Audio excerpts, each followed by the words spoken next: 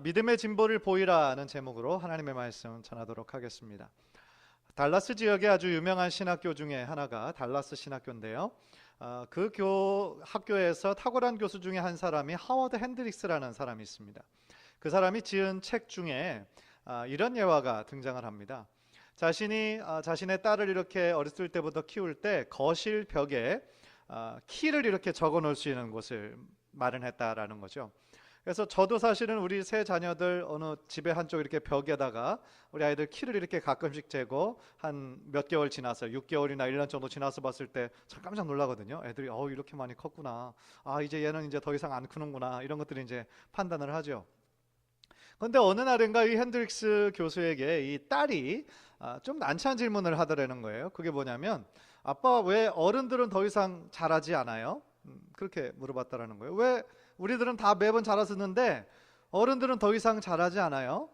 그래서 어떻게 대답할까 조금 난감했다라고 그래요. 그래서 뭐라고 대답했냐면, 어른들은 이제 더 이상 위로 자라진 않고 그 대신 배가 앞으로 자라. 그렇게 얘기를 하려고 그러다가 안 했대요. 그런데 사실은 맞죠, 그죠? 우리들 모두 위로는 멈췄지만 뭔가 자라고는 있어요, 그죠? 그런데 이 얘기를 예화를 통해서 이 핸드릭스 교수가 그 딸 아이의 음성이 마치 예수님의 이런 음성으로 들렸다는 거예요. 핸드릭스, 너는 지금 성장하고 있니? 너는 지금 성장하고 있니? 아니면 나이만 먹고 있니? 이 질문으로 바뀌어져서 예수님의 질문으로 딱 들리더라는 겁니다. 충격적인 얘기 아닙니까? 지금 이 자리에 우리와 함께 하시는 하나님께서 저와 여러분에게 지금 또 동일한 질문을 물어보신다면 여러분들은 뭐라고 대답하시겠습니까? 하나님께서 지금 여러분에게 교회를 다닌 지 얼마나 됐느냐를 물어보시는 게 아니고요. 여러분의 직분이 뭐냐라고 물어보시는 게 아니고요. 여러분의 믿음이 지금 성장하고 있느냐 물어보신다면 여러분들은 뭐라고 대답하시겠습니까? 저도 그 이야기를 보면서 제 자신에게 한번 적용해 봤습니다. 주님께서 만약에 태호야, 지금 네 믿음이, 나를 아는 그 신앙이 자라고 있니?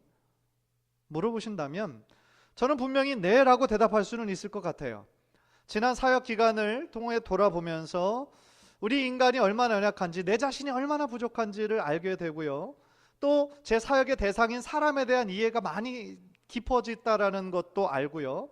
또 이렇게 부족하고 연약한 사람을 하나님께서 그렇게 무조건적으로 사랑해 주신다라는 그것이 생각하면 생각할수록 참 너무나 감사한 것 같아요. 우리들의 머리로는 이해가 되지 않아요. 그 크신 사랑. 그런데 정말 과연 예수님께서 원하시는 그 믿음의 장성한 분량까지 내가 이루고 있느냐를 따져볼 때는 글쎄요, 그건 자신이 없더라고요. 오늘 말씀의 제목을 믿음의 진보를 보이라고 제가 설교 제목을 잡았습니다. 사실은 이 제목 가운데 이미 전제되고 있는 메시지가 있어요. 이미 숨겨진 답이 있다라는 거죠. 그게 뭐냐면, 우리가 참 성도라고 한다면 우리들의 믿음이 자라야 된다는 거예요. 이미 답이 있어요, 그 안에. 우리가 진정한 크리스찬이라면 믿음의 성장과 믿음의 진보가 있어야 된다라는 겁니다. 이 말은 여러분이 교회 생활에 익숙해지라는 것도 아니고 종교인이 되라는 것도 아닙니다. 우리가 주님으로 믿고 있는 그 예수님이 참 길이요, 진리요, 생명 되심을 믿는다면, 우리들 안에 참 생명이신 예수 그리스도가 살아 계시다면 우리들의 신앙은 자라야 된다는 거예요. 모든 생명체가 자라는 것이 마치 당연한 것처럼 말이죠. 오늘 본문은 사도 바울이 믿음의 아들인 디모데가 에베소 교회를 지금 목회하면서 다른 성도들에게 모범이 될 것을 강조하는 그러한 부분입니다. 1차적으로는 디모데에게 한 개인적인 권면이에요. 그러나 그렇다고 해서 이 말씀이 디모데에게만 해당되는 말씀이겠는가? 저는 그렇지 않다라고 생각합니다. 우리들 모두에게 필요한 말씀이에요. 지난 2000년 동안 이 말씀을 통해서 모든 성도들에게 도전이 되고 또한 자극이 되는 말씀이었다라고 생각을 합니다. 간절히 바라기는 오늘 말씀을 통해서 우리들의 신앙생활 가운데 우리가 어떤 목적을 가지고 어떤 태도를 가지고 신앙생활을 해야 될 것인가에 대한 생각을 우리 한번 진지하게 해봄을 통해서 다시 한번 하나님께로 돌아가기로 결단하는 귀한 은혜의 시간이 되기를 주님의 이름으로 간절히 축원합니다. 제일 먼저 바울은요, 디모데에게 모든 일에 본이 되라, 그렇게 명령하고 있어요. Be an example of everything. 12절을 보면은요, 누구든지 내 연소함을 업신여기지 못하게 하고 오직 말과 행실과 사랑과 믿음과 정절에 있어서 믿는 자에게 본이 되어, 그렇게 말씀을 합니다. 이 구절에서는 사실은 두 가지 명령이 들어있죠. 그런데 사실상 하나로 연결된 문장입니다. 첫 번째 반을 떼서 보면 누구든지 내 연소함을 업신여기지 못하게 하라는 것을 통해 봤을 때, 아, 디모데가 좀 나이가 어렸구나 라는 것을 우리가 쉽게 예측할 수 있습니다. 실제로 디모데는 젊은 나이에 에베소 교회의 최고 감독이 되었어요. 보통 유대 민족은요, 우리가 생각하는 것과 좀 다르게 생각하는데 군대 갈 나이부터 40세 이전까지는 좀 연소하다라고 생각을 한다라고 합니다. 그런데 이때 역사학자에 따르면 디모데의 나이가 대략적으로 37세에서 40세 전 정도 되지 않았나, 그렇게 생각을 합니다. 따라서 바울의 이 명령은요, 지금 교회 안에서 디모데가 다른 사람들에 비해선 경험과 연륜이 부족해서 조금 그것에 어려움이 있지 않았나, 그런 생각을 하게 합니다. 따라서 디모데가 자신의 연소함 때문에, 경험이 없는 걸로 때문에 다른 연세 많으신 장로님이나 또 다른 성도님들에게 업신여김을 당하지 않기 위해서 뒷부분에 너는 이 면에 있어서 본이 되라 라고 지금 말씀하고 있는 거죠. 5가지를 이야기하고 있는데요, 그게 말과 행실과 사랑과 믿음과 정절입니다. 사실 문자적으로 이 5가지만이 중요하다라는 뜻이 아니라 그 사람의 모든 영역, 전인격, 그것을 지금 강조하고 있는 것이죠. 말과 행실을 한번 좀 생각해 보십시다. 어떤 사역자가 있습니다. 그런데 그가 쓰는 언어가 조금 거칠어요. 좀 정제되지 않았다라고 생각해 보십시오. 그러면 덕이 안 될 거예요. 언어는 그 사람의 인격입니다. 그리고 어떤 철학자가 얘기했던 것처럼 그 존재의 지비입니다. 따라서 그 사람의 언어가 그 사람과 분리될 수 있는 개체가 아니라 그 사람의 됨됨이에요. 말이 곧 그 사람입니다. 야고보서 3장 1절 2절, 내 형제들아 너희는 선생된 우리가 더 큰 심판받을 줄을 알고 많이 선생이 되지 말라. 그 뒷부분 다 같이 읽을까요? 시작. 우리가 다 실수가 많으니 만일 말에 실수가 없는 자면 곧 온전한 사람이라. 사람들이 하는 실수 중에 가장 많은 영역 뭔지 아십니까? 말이에요. 말. 특별히 말을 많이 하는 사람들은 그만큼 실수할 가능성이 그만큼 높아지죠. 오죽하면 말에 실수가 없는 자가 온전한 자다라고 얘기했겠습니까? 그런 면에서 말을 많이 할 수밖에 없는 저 같은 목회자나 가르치는 교사나 교수나 무슨 로이어나, 그런 사람들은 그만큼 더 언어 생활을 조심해야 합니다. 왜냐하면 방금 읽은 야고보서의 말씀처럼 선생된 사람들이 하나님 앞에 더 큰 책망과 심판을 받을 것이기 때문에 그래요. 말뿐 아니죠. 말뿐 아니라 행실에 있어서도 또한 다른 사람들의 본이 되어야 된다라고 바울은 권면하고 있습니다. 우리 기독교가 세상에서 가장 책망받고 조롱받는 이유가 저는 여기에 있다라고 생각합니다. 말은 참 잘하는데 행실이 안 따라주는 거예요.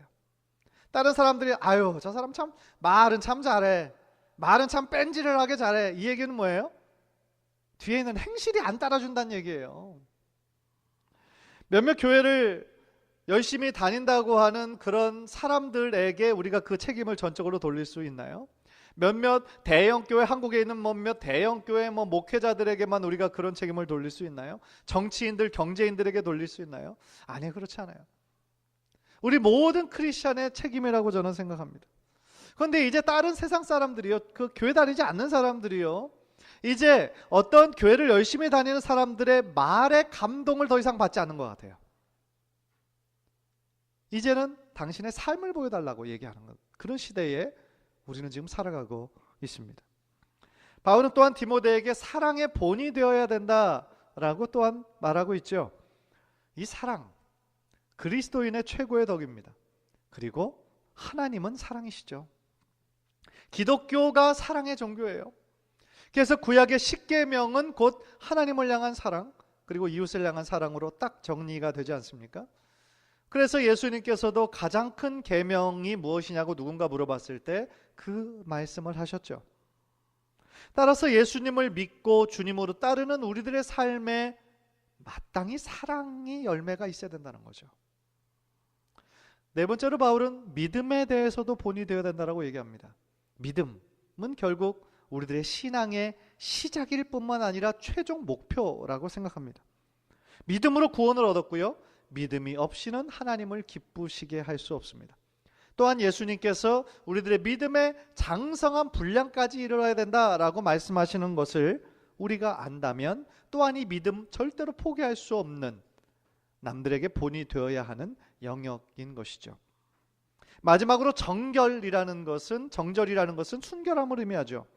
영적인 순결함, 육체적인 순결함 다 의미하는데 특히 이 본문에서는 이성관계에 있어서 단정함을 뜻하고 있습니다.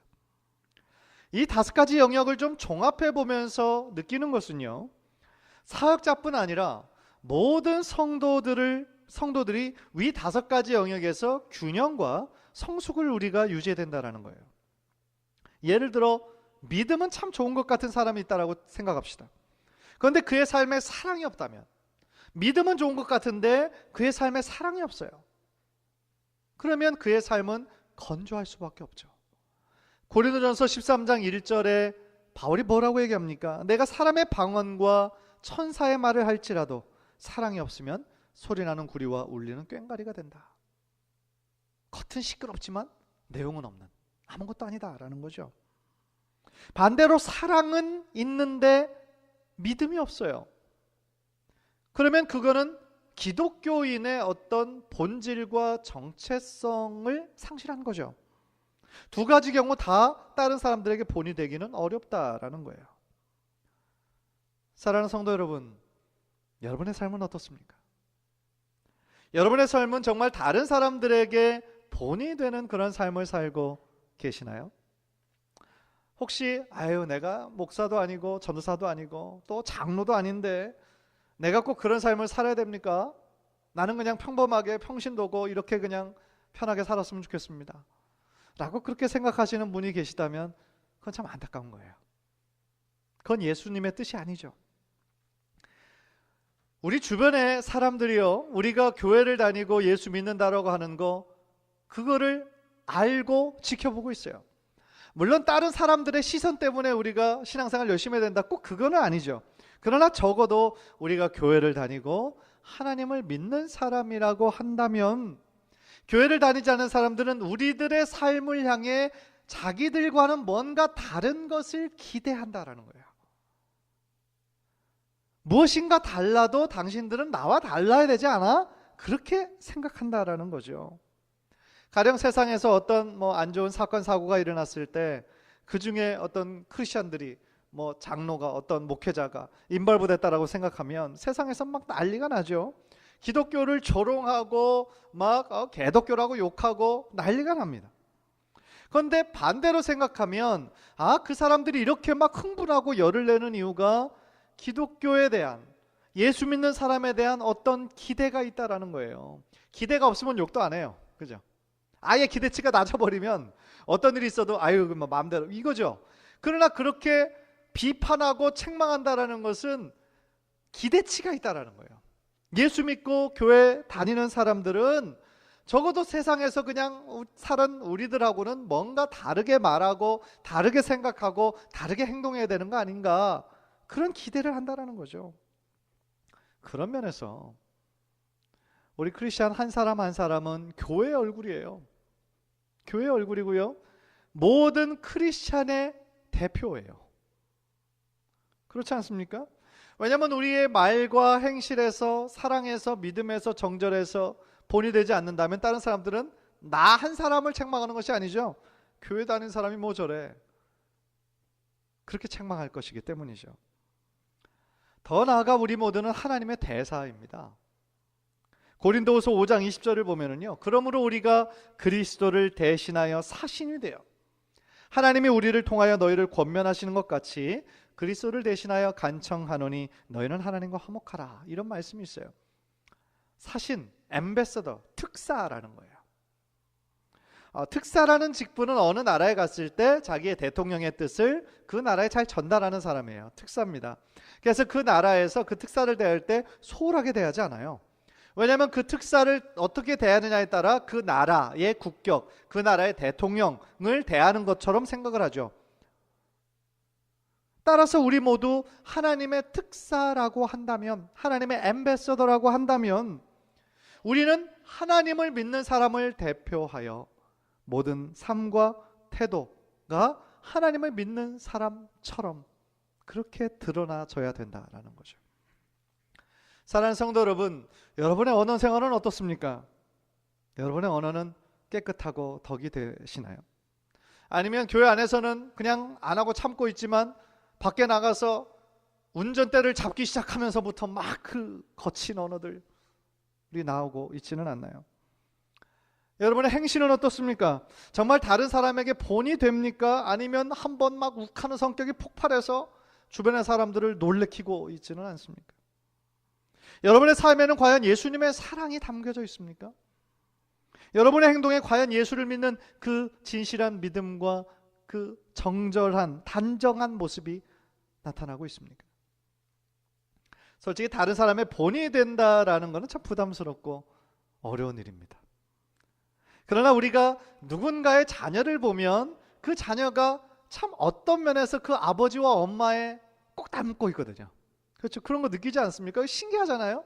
그런데 그 얘기는 뭐냐면 다른 사람들이 우리 자녀를 봤을 때 똑같은 모습을 볼 거라는 겁니다.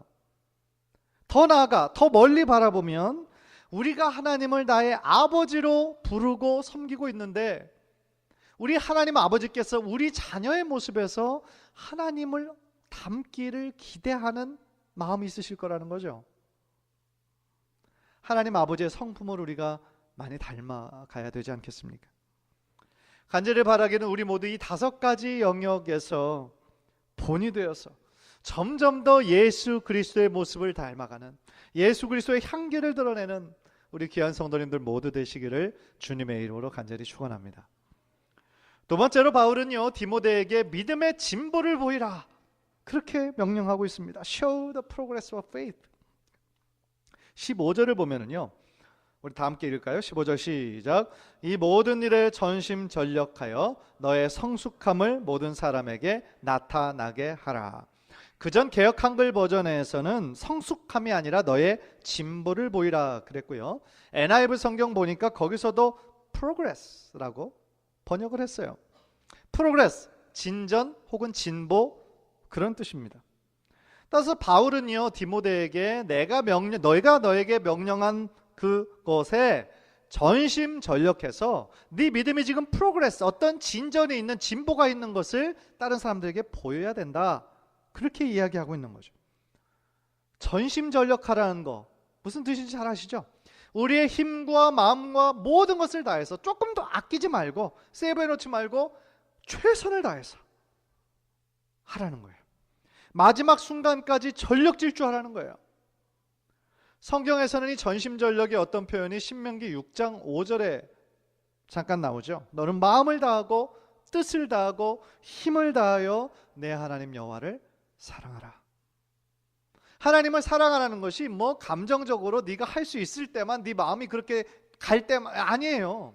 우리의 마음과 힘과 뜻을 다하여 전심전력해서 나누어지지 않은 마음으로 하나님을 사랑해라, 그렇게 명령하고 계시죠. 이렇게 해야, 이렇게 전심전력으로 하나님을 사랑해야 우리들의 믿음이 자라고 성숙해져 나간다는 거죠. 그렇다면 디모데가 전심전력해야 할 부분은 어떤 부분을 의미하고 있는 걸까요? 15절에서 바울이 이 모든 일이라고 한 것으로 봐서 앞에 12, 13, 14절에 아마 그 내용이 들어있는 거겠죠. 그 내용은요, 디모데가 목회자로서 집중해야 하는, 포커스해야 하는 그 일을 이야기했는데요. 13절을 보면 내가 이를 때까지, 내가 거기 갈 때까지 읽는 것과 권하는 것과 가르치는 것을 전념하라 그랬어요. 바울은요, 디모데가 지금 그의 목회에 있어서 전념해야 될 영역, 스크립처 리딩, 퍼블릭으로 스크립처 리딩하는 거, 그 다음에 그것에 대해서 설교하는 거, 가르치는 거, 그 일에 네가 전념해라 라고 얘기하고 있어요. 초대교회 당시에는요, 아직 성경이 없었죠. 성경이 없었고 구약에 있는 그런 문헌들, 사도들의 가르침 정도 있었어요. 그리고 유대교에서 회당에서 모일 때마다 하는 전통 중에 하나가 앞에서 라바이가 성경을 읽어요. 그럼 다른 사람들은 그것을 굉장히 순수한 마음으로 그것을 받아들이죠. 그래서 당시 이 초대교회 때도 아마 동일한 전통이 계속되어 있었던 것 같습니다. 디모데가 에베소 교회에서 행해야 하는, 포커스해야 하는 사역 중에 하나가 앞에 서서 성경 말씀을 읽는 거였어요. 그러면 초대교회 성도들은 아직 자기 손에 성경이 없잖아요. 하나님의 말씀을 듣는 창구잖아요. 그러니까 그 있는 자리에서 정말 순수한 마음으로, 사모하는 마음으로 하나라도 빼먹지 않으려고 집중해서 그 말씀을 들었다라는 거예요. 그리고 두 번째로 집중해야 되는 것은 그 말씀을 해석하는 일이었죠. 설교하는 거였어요. 사실 성경은 이해하기 쉬운 책이 아니에요. 그렇죠? 우리가 지금 읽어도 예언서 같은 걸 읽을 땐 참 이게 무슨 얘기인가 마음이 답답하죠. 따라서 목회자의 해석이 필요하고 설명이 필요하죠. 그 일에 전념하라는 거예요. 그리고 또한 그것을 가르치는 올바른 가르침의 사역이 또한 중요했어요. 왜냐하면 당시에 에베소 교회에는 이단들이 있었거든요. 이단들의 잘못된 가르침들이 있었기 때문에 디모데가 이 성경의 올바른 진리 위에 올바로 가르치는 것이 상당히 중요했던 기간이었어요. 그래서 지금 바울은 디모데에게 이 세 가지 영역을 얘기하는 거죠. 사실 오늘 사역도 거의 마찬가지라는 생각이 듭니다. 점점 더 교회 사역이 전문화되고 세분화되고 있는 것은 맞지만 거기에서 가장 핵심적인 사역을 이루어야 되는 것은 말씀 사역이에요. 말씀을 읽고 그것을 해석하고 가르치고, 올바른 가르침을, 올바른 하나님의 말씀을 전달해서 그 말씀을 먹고 성도들의 신앙이 자라게 하는 것. 사실 교회의 본질에서 이것보다 더 중요한 사역이 무엇이 있겠습니까? 또 하나 디모데가 전심전력해야 하는 부분이 있었는데요. 그것은 바로 그가 받은 은사를 활용하는 거였어요. 14절 우리 한번 화면을 통해서 다 함께 읽죠. 시작. 내 속에 있는 은사 곧 장로의 회에서 안수받을 때에 예언을 통하여 받은 것을 가볍게 여기지 말며. 아마도 디모데가 목사 안수를 받을 때요, 예언의 은사를 함께 받은 것 같습니다. 따라서 바울은 그 디모데에게 그 예언의 은사는 하나님께서 주신 것이기 때문에 그것을 활용하라는 거예요. 소홀히 여기지 말라는 것은 그것을 감추지 말고 적극적으로 활용하라는 거예요. 은사라는 것은 사람이 어떤 특별한 은사를 정말 간절히 받고 싶다라고 해서 얻을 수 있는 것은 아니죠. 성령님께서 그분의 필요에 따라, 그분의 의지에 따라 필요한 사람에게 하나님의 영광을 위하여 혹은 교회의 유익을 위하여 주시는 거예요. 그러니까 성령의 은사죠. 우리 사람이 아무리 얻는다고 해서 얻을 수 있는 것이 아니에요. 그런데 주신 분이 성령님이시기 때문에 그것을 우리가 사용하지 않는다면, 혹은 반대로 인간적인 목적으로 자기 자신을 자랑하거나 드러내는데 그 은사를 사용한다면 그것은 어느 순간 소멸되고 말아요. 제가 아는 분들 중에도 방언의 은사를 받으신 분이 계신데 그가 섬기고 있는 그런 교회에서 방언을 이렇게 장려하지 않는, 독려하지 않는 그런 분위기에서 위축되고 안 하다 보니까 그 방언이 사라져 버렸다라는 분을 제가 만난 적이 있어요. 실제로 그래요. 성령님의 은사는 하나님께서 그 교회의 유익을 위해, 하나님의 영광을 위해 사용하라고 주신 거예요. 따라서 바울은 지금 디모데에게도 네가 지금 받은 예언의 은사를 하나님의 영광을 위해, 교회의 그 유익을 위해 적극적으로 활용하라, 전심전력하라, 그렇게 이야기하고 있는 거죠. 사랑하는 성도 여러분, 그러면 이 말씀을 우리들의 삶에 어떻게 적용할 수 있을까요? 제일 처음에 제가 드렸던 질문을 다시 한번 생각해 보셨으면 좋겠어요. 나의 믿음은 성장하고 있는가? 나의 믿음은 지금 자라고 있는가? 여러분은 지금 내적으로, 영적으로 성숙해지고 있는가? 혹시 이 질문에 자신 있게 대답할 수 없다면 방금 우리가 들은 말씀처럼 지금 나의 신앙생활에 내가 전심전력하고 있는 부분이 있는지 그 부분을 생각해 보셔야 돼요. 15절에서 분명히 전심전력하는 삶을 통하여 믿음의 진보와 성숙을 다른 사람에게 보이라 얘기하거든요. 전심전력하는 것이 있어야 믿음이 자라고 진보한다는 거죠. 그런데 지금 내가 믿음의 진보를 원하면서도 실제적으로 내가 전심전력하고 있는 부분이 없다면 어떻게 우리들의 믿음이 자랄 수가 있겠느냐는 거죠. 우리들의 신앙을 자라게 하는 것은 하나님의 말씀인데 과연 내가 하나님의 말씀을 사모하고 그 말씀을 읽고 묵상하고 있는지. 머리로는 성경이 영의 양식이라는 건 너무나 진리게 들어왔는데 우리가 혹시 이 말씀을 너무 소홀하게 대하고 있지는 않은지. 기도는 어떻습니까? 기도가 영적인 호흡이라고 하는데 우리는 정말 이 영적인 호흡을 열심히 하고 있는지, 예배를 사모하고 있는지, 은혜의 자리에 한 번이라도 더 참석해서 은혜로 여러분의 삶을 채우고 싶은 거룩한 열망이 있는지, 하나님의 은혜를 사모하지만 은혜의 자리에 동참하지 않는다고 한다면 어떻게 하나님의 그 예비하신 은혜를 받으며 누릴 수가 있겠느냐는 거죠. 바울은 로마서 12장 11절에서 이렇게 권면합니다. 화면을 보면서 다 함께 읽죠. 시작. 부지런하여 게으르지 말고 열심을 품고 주를 섬기라. 주님을 섬기는 데 있어서 부지런해야 된다는 거예요. 열심히 있어야 된다는 거예요. 사실은요, 솔직히 얘기하면 세상에 그 어떤 일도 대충대충 설렁설렁 내가 그냥 하고 싶을 때만 해서 인컴이 아주 많은 인컴이 들어온다, 그런 자복시 있나요? 만약에 정말 일주일에 몇 시간만 일하고 이틀만 일하고 당신 정말 좀 있으면 10만 불 이상 벌 수 있다, 다 사기꾼이에요. 그죠? 그런 거 없어요. 이미 사회에서 그렇게 쉽게 돈 벌 수 있는 게 뭐가 있습니까? 하나의 잡으로 인컴이 충분하지 않으니까 투잡도 뛰는 거고 뜨리잡도 뛰는 거예요. 열심히 하는 것만큼 거기에 합당한 대가를 얻죠. 사실 우리 이민자들, 한국 사람 제일 처음 미국 와서 그래도 빠른 시기에 정착할 수 있었던 이유가 있었죠. 특유의 근면함이었어요. 얼마나 부지런합니까? 다른 민족들이 막 머리를 절레절레 흔들죠. 못 따라간다는 거예요. 그 어떤 민족보다도 아침에 일찍 일어납니다. 또 다른 그 어떤 민족보다도 늦게까지 일합니다. 그래서 이민 생활에 빨리 정착할 수 있었어요. 그만큼 심은 만큼 거둔 거예요. 우리들의 머릿속에서 이 심은 만큼 거둔다라고는 농작의 법칙이 너무나 정직하게 우리들의 삶에 이루어지고 있지 않습니까? 그런데 그 심은 만큼 거둔다라고 하는 그 농작의 법칙은 우리들의 영적인 세계에서도 동일하다는 거예요. 심은 만큼 거두는 거예요. 우리들의 신앙생활에 전심전력한다면 우리들의 믿음의 진보가 그만큼 많이 있을 거라는 거죠. 그러나 하나님을 알아가는 데엔 우리가 관심이 없고 말씀과 기도 생활을 게을리하고 소홀히 한다면 우리들의 신앙생활은 진전이 아니라 오히려 퇴보할 수밖에 없다는 겁니다. 예수님은 라오디게아 교회에게 무섭게 책망하셨어요. 그 이유가 계시록 3장을 보면 뜨겁지도 않고 차지도 않은 미지근한 상태에 머무는 그 라오디게아 교회를 내가 내 입에서 너를 토하여 버리리라. 무섭게 책망하셨어요. 예수님께 칭찬받는 인생이 되어야지 예수님께 책망받는 인생이 된다면 우리가 주님 앞에 서게 되는 날 얼마나 창피하겠습니까? 사랑하는 성도 여러분, 이제 우리가 다시 한번 하나님의 말씀으로 돌아가야 할 때라고 저는 믿습니다.